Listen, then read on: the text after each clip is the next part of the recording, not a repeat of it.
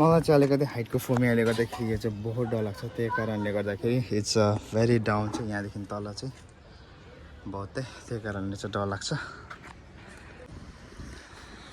So guys यो चाहिँ अलिकति डरलाग्दो स्टन्ट हुनु आँटेको छ।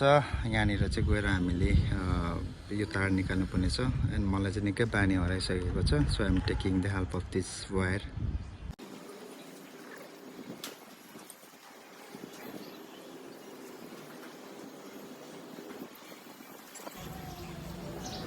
यो चाहिँ यस्तो खालके छ।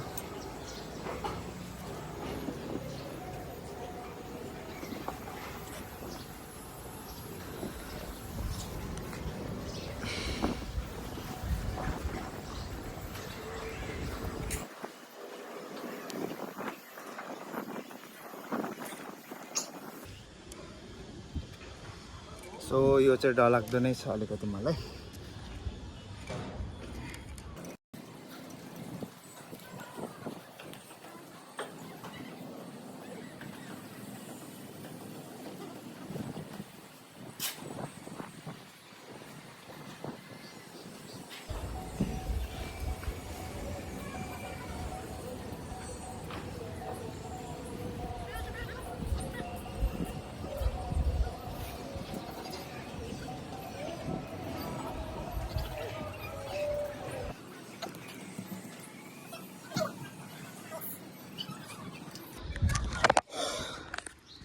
मलाई चाहिँ अलिकति हाइटको फोमियाले गर्दाखेरि यो चाहिँ बहुत डर लाग्छ। त्यही कारणले गर्दाखेरि इट्स भेरी डाउन चाहिँ यहाँदेखि तल चाहिँ बहुतै, त्यही कारणले चाहिँ डर लाग्छ।